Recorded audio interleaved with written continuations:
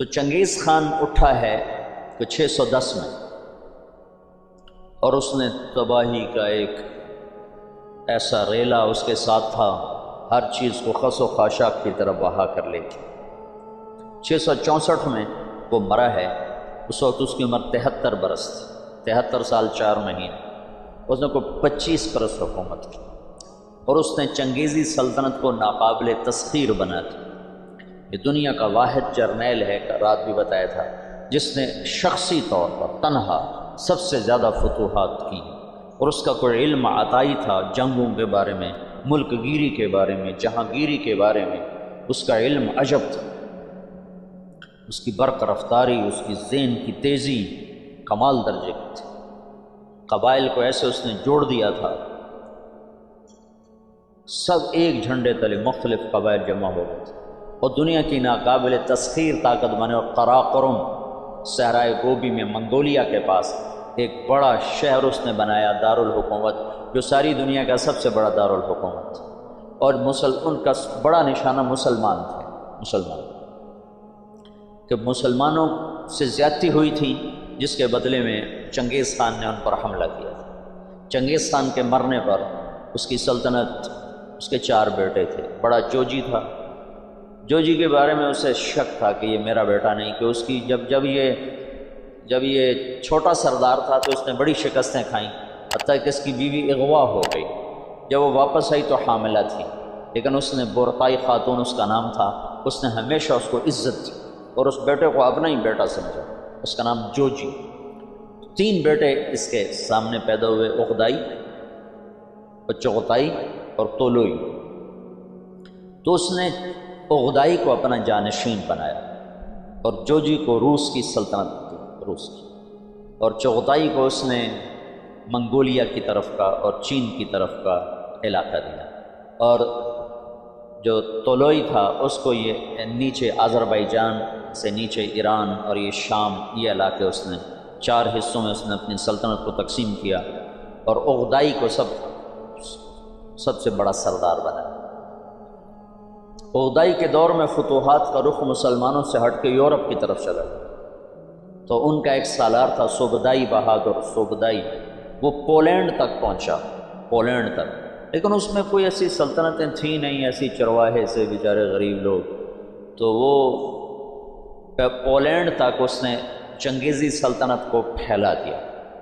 اب یہ وہ ہاتھی ہے جس کے سامنے ساری دنیا کے بادشاہ چیونٹی اور چوہے کی طرح، انہیں میدان جنگ میں ہرانے کی کوئی شکل نہیں۔ تو اسلام کی شکل یوں تھا کہ اب بجھا اب بجھا اب بجھا، لیکن اللہ نے دین کو باقی رکھنا ہے تو انسانوں کو بھی باقی رکھنا ہے جو مسلمان کہلائیں۔ جب اغدائی مرا ہے تو اس کا بیٹا تھا قیوق، وہ حکمران بنا، وہ بہت رحم دل تھا،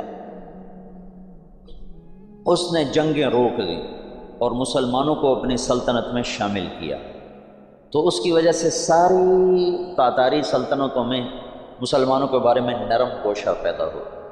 اب نامعلوم تاریخ کے گمنام سپاہی ہیں جو اتنے غیر معلوم ہیں، اتنے نامعلوم ہیں کہ کسی تاریخ میں ان کا نام تک درج نہیں، ان کی جگہ درج نہیں، جنہوں نے تاتاریوں کو دعوت دینا شروع کی۔ خونخوار قوم ہے، اور تاتاری غریب مسلمانوں کی دعوت سے اسلام قبول کرنا شروع ہو گیا۔ یہ تاریخ کا حیرت ناک واقعہ ہے۔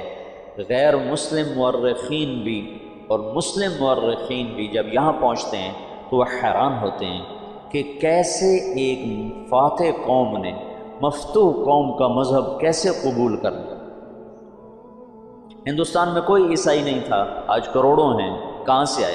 انگریزوں نے دعوت۔ اندلس سے سارے مسلمان مٹ گئے، سب عیسائی ہو گئے، کیسے؟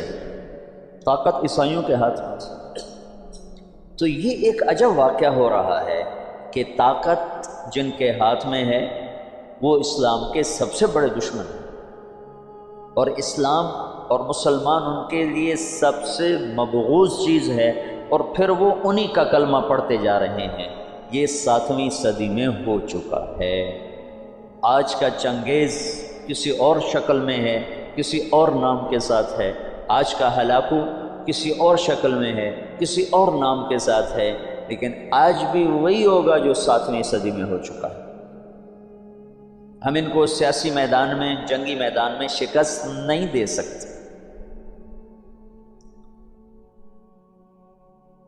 کہ وہ سائنس ٹیکنالوجی میں وہاں پہنچ چکے ہیں جہاں ہم اور جنم لے کر بھی نہیں پہنچ سکتے، لیکن ایک راستہ ہمارے پاس پڑا ہے، ہم ان کو دعوت دیں۔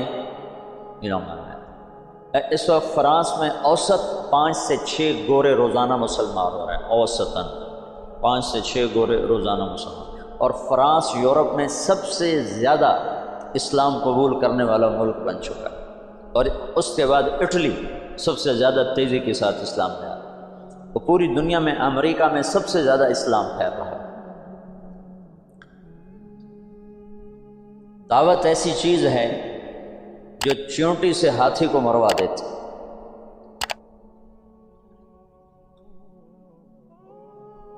اس کی نرمی سے کچھ دل نرم ہوئے اور اسلام داخل ہونا شروع ہوا۔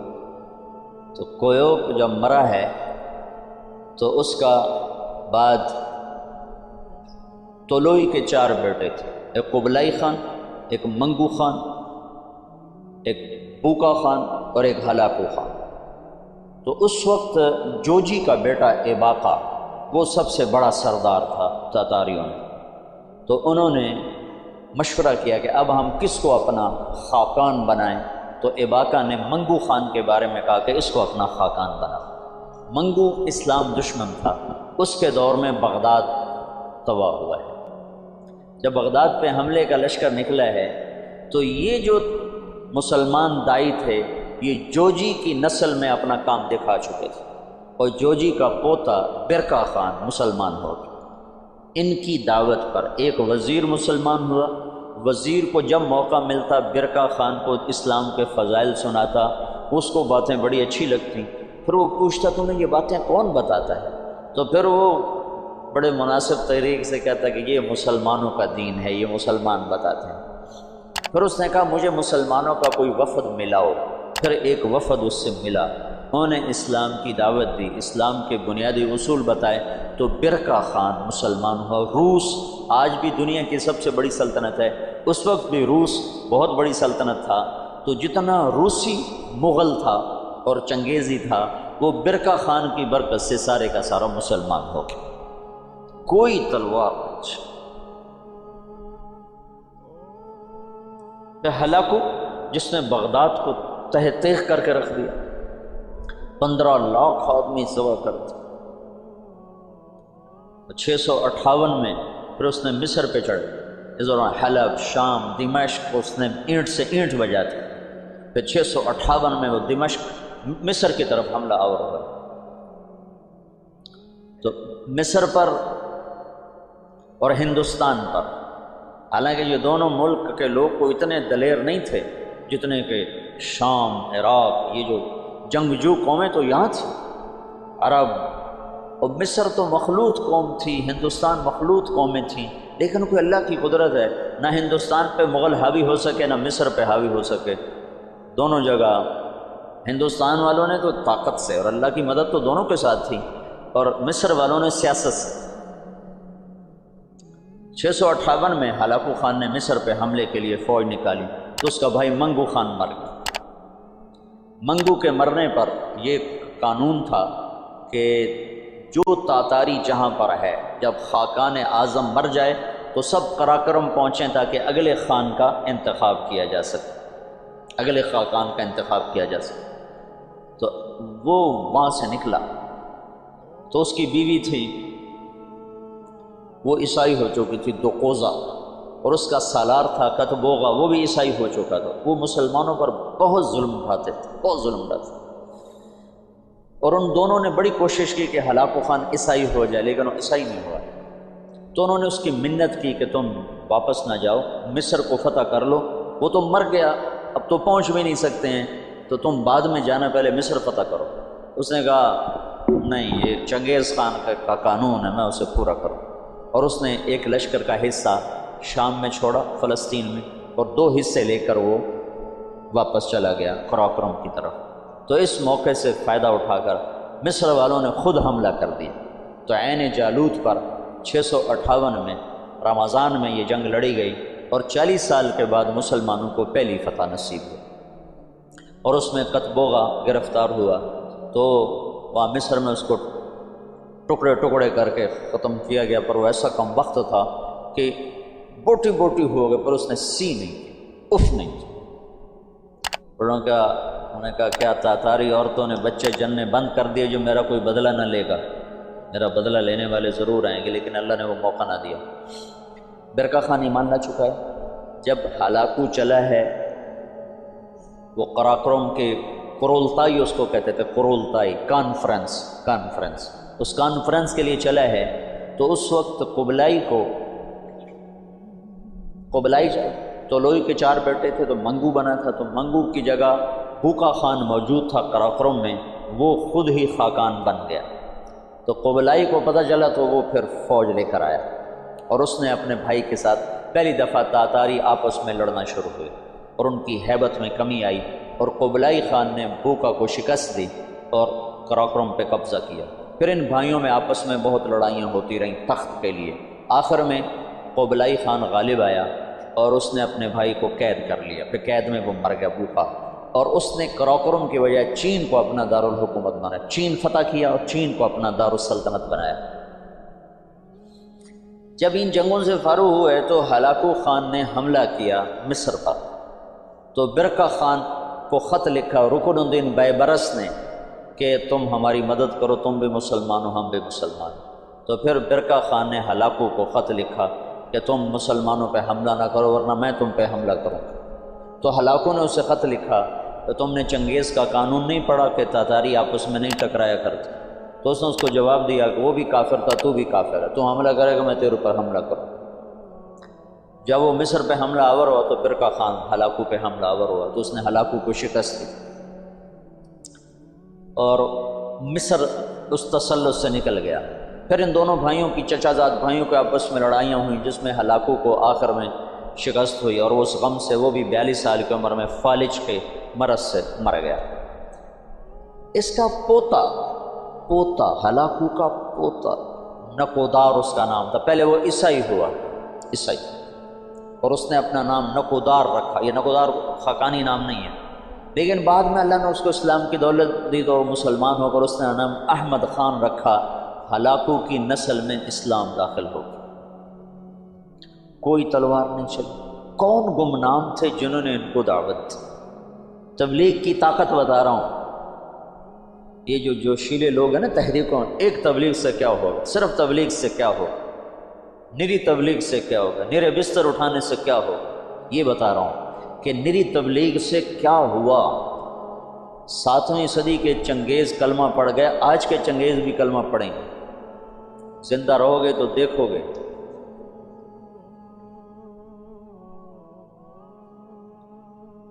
پیچھے صرف ایک نسل قبلائی کی نسل چین نکل گئی، وہ محروم ہوئے اسلام سے، ورنہ باقی ساری نسل چنگیز چغتائی رہ گیا۔ چغتائی کا پڑپوتا تیمور تغلق، وہ جلال الدین رحمۃ اللہ علیہ کے ہاتھوں متاثر ہوا اسلام سے، اور ان کے بیٹے رشید الدین کے ہاتھوں اس نے کلمہ پڑھا۔ وہ اس وقت منگولیا کی طرف حکمران تھے۔ تو یہ آخری تاتاریوں کا قلعہ باقی تھا، تو اس میں ایک آدمی نے سراغ کیا، ایک آدمی رشید الدین، جلال الدین رشید الدین۔ تیمور تغلق شکار کو نکلا تو آگے جلال الدین مل گئے راستے میں، تو ان مسلمانوں کی شکل حلیہ تو پہچانا جاتا ہے، یہ مسلمان مل گیا، آج تو میرا دن خراب گزرے۔ کہنے لگا تم سے تو ہمارا کتا ہی اچھا ہے۔ تو جلال الدین کہنے لگے ہاں واقعی، اگر میں ایمان پہ نہ مروں تو تیرا کتا ہی اچھا ہے۔ تو تیمور کہنے لگا ایمان کیا ہوتا ہے؟ تو انہوں نے اس کو دعوت دی. اس کا ایسے دل پہ پڑی، کہنے لگا ابھی میں ولی عہد ہوں، جب بادشاہ بنوں نا تو مجھے ملنے آنا. ان کے ولی عہد بادشاہ بننے سے پہلے جلال الدین رحمۃ اللہ علیہ کا انتقال ہوا. انہوں نے اپنے بیٹے رشید الدین سے فرمایا کہ جب تو سنے تیمور بادشاہ بنا ہے تو جا کے اسے میرا پیغام دینا. یہ پہنچے اس کے بادشاہ بننے پر، تو اس تک رسائی نہیں ہو سکی. بڑی کوشش کی، کسی نے دربار میں جانے نہیں دیا. تو انہوں نے ایک دن کیا کیا، اس کے محل کے قریب جا کر، یہ سورج کی پوجا کرتے تھے، تو سورج نکلنے والا تھا تو انہوں زور سے اذان دی. تو تیمور کے کانوں میں آواز پڑی. عجب، ان کا یہ کون کیا کہہ رہا ہے؟ نہ آشنا آواز نہ آشنا کلمات کا. پکڑو اسے. تو پکڑ کے لایا گیا تو پتہ چلا کہ تو رشید الدین صاحب ہیں، جلال الدین کے بیٹے ہیں. انہوں نے دعوت دی، اس نے کلمہ پڑھا. اس نے اپنے وزراء کو بلایا کہ میں مسلمان ہو چکا ہوں، تم میرے ساتھ کلمہ پڑھو. وہ بھی مسلمان ہو. پھر اس نے اپنے سالار کو بلایا کہ میں مسلمان ہو چکا ہوں، تم بھی مسلمان ہو. اس نے کہا یہ میرے غلام سے لڑائی لڑے، کشتی کرے، اگر یہ اس کو گرا دے تو میں کلمہ پڑھ لوں گا. تو تیمور نے کہا تم دلائل سنو، تم کشتی کو اسلام کے ساتھ کیا جوڑتے ہو؟ انہوں نے کہا میں لڑائی کی دلیل جانتا ہوں، اس کے علاوہ کوئی دلیل جانتا نہیں. اس کے غلام کا نام تھا جراش، اور وہ کیا بلا تھی، وہ 5 سالہ اونٹ کو جو بیٹھا ہوتا تھا نا، اس کو دونوں ہاتھوں پہ اٹھا کر یوں لے جاتا. 5 سال کے اونٹ. تم سے یہ سلیپنگ بیگ نہیں اٹھائے جاتے. 5 سالوں. اب اس کے ساتھ رشید الدین صاحب کیا لڑیں گے؟ تو انہوں نے کہا نہیں میں لڑوں گا انشاءاللہ، کشتی کروں گا کل اس کے ساتھ. اگلے دن سارا شہر اکٹھا ہو گیا. انہوں نے رات کو اللہ سے بات کر لی کہ تو نے ان کو ایمان دینا ہے تو مجھے جتا دے، نہیں دینا تو میں اس کے سامنے کچھ بھی نہیں. تو اگلے دن وہ بڑا اکڑتا ہوا اور ہنستا ہوا میدان میں اترا. جو گئی آگے ماڑکو سے وہ ہاتھی سا. تو جب دونوں آمنے سامنے ہوئے تو انہوں نے اس کے قریب جا کر ایک ہلکا سا اس کے سینے پر اللہ اکبر یوں ایک مکہ مارا، اللہ اکبر. تو وہ 4 کلابازیاں کھا کے زمین پہ گرا، دڑل دڑل دڑل دڑ پوجا گرا. تو سارا مجمع حیران پریشان ہو گیا. تو اس کے سالار نے کہا مان گیا، اسلام میں طاقت ہے، اسلام میں طاقت ہے. کلمہ پڑھا. اس تیمور کی قبر پر آج بھی لکھا ہوا ہے یہ وہ بادشاہ ہے جس کے ہاتھ 10 لاکھ انسان مسلمان ہو. 10 لاکھ. نہ وہ شیخ المشائخ ہیں، نہ وہ کوئی صوفیاء میں سے، نہ کوئی علماء میں سے، اور اس کے پیچھے دعوت ہے کمزور انسان کی. اور کچھ عرصے کے بعد سوائے قبلائی کی نسل کے باقی ساری تاتاری قوم مسلمان ہو چکی تھی.